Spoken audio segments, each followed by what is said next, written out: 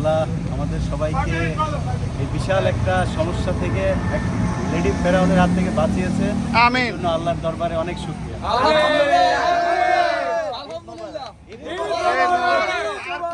আরেকটুখানি share করেন ভাই, এই অল্পতে আমরা খুশি না।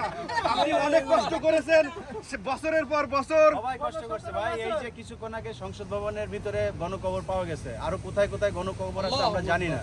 কত হাজার মানুষ মারা গেছে এটা আমরা তো জানি না। অতএব আমাদের এখনো এই যে যেটা বলছেন যে কত মানুষের জীবনের বিনিময়ে স্বাধীনতাটা এসে আমরা জানি না, এখনো আমরা নিশ্চিত না।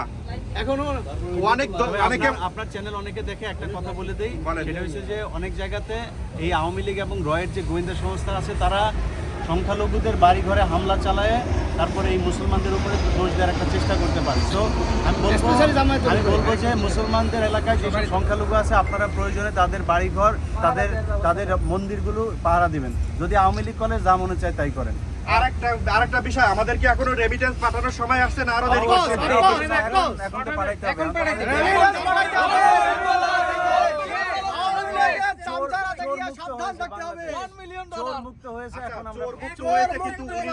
সেনাবাহিনী রেখে গেছে, ওনাদের রয়ের এজেন্ট কেস আছে কিনা আমরা জানি না। এখন কি আরো কি দেরি করা উচিত? বলার সময় আসে নাই, সময় আসুক তারপরে ইনশাআল্লাহ বলবো। আমরা আজকে ভাই আনন্দের মধ্যে আছি। ঈদ মোবারক, ঈদ কাটাইতেছি আমরা। আজকে 9 বছর ঈদ করতে পারি নাই, 9 বছর ঈদ করতে পারি নাই। সেই 9 বছরের ঈদ আজকে করতে। ইলিয়াস ভাই দেশে যাবে কখন? ইনশাআল্লাহ অতি শীঘ্র আমরা সবাই একসাথে যাব বাংলাদেশে। ইনশাআল্লাহ দেশ প্রবাসীরা করে দেব, আমরা করে দেব ইনশাআল্লাহ। সবাই ঈদ মোবারক। এখন কি হবে কি? এখন আমরা এখানে কি জন্য একত্রিত হয়েছি? আমরা বিজয় উল্লাস করব। র্যালিতে যাব আমরা। একটা র্যালিতে যাব। যারা যারা চান 74 স্ট্রিট আর নর্দার্ন বুলবার্ডে চলে আসেন। আমরা এই কিছুক্ষণের ভিতরে এখান থেকে বের হয়ে যাব।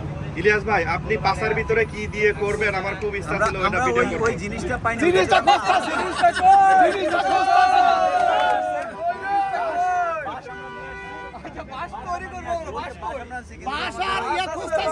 শেখ মুজিবের মতো এরকম মানে একটু কষ্ট করে স্বাস্থ্যবান একটা ইয়ে করছে। পররাষ্ট্রমন্ত্রী দেওয়া যায়। আচ্ছা ইলিয়াস ভাই, লোকেশন বলে দেন আরেকবার। লোকেশন বলে দেন। 74 স্ট্রিট নর্দার্ন বুলবার্ড, 74 স্ট্রিট নর্দার্ন বুলবার্ড। আপনারা টাইম কখন শুরু এই হবে? আমরা এখন বের হয়ে যাব। এখন আর হয়তো 10 এটা কার শো হবে? কার শো? বিজয় উল্লাসের একটা বলবেন, একটা কিছু বলেন। আমি তো অবশ্যই সবাইকে বলবো ঈদ মোবারক। আর আমাদের যুদ্ধ কিন্তু এখনো শেষ হয়নি। যুদ্ধ যদি এখনো শেষ হইতো তাইলে কিন্তু আপনার শেখ হাসিনারে বাংলাদেশে গণকবর দেওয়া হইতো। আপনারা জানেন রয়ের এজেন্ট শেখ হাসিনাকে নিরাপদ এক্সিট দেওয়া হয়েছে। তো আমি বাংলার সবাইকে অনুরোধ করব, এই স্বাধীন হওয়া না পর্যন্ত আপনারা মাঠে থাকবেন। ইনশাআল্লাহ। আরেকটা দাবি করব জনগণের কাছে, এই বাংলাদেশের শেখ হাসিনাকে বাংলাদেশে এনে এই শাপলা চত্বরের যে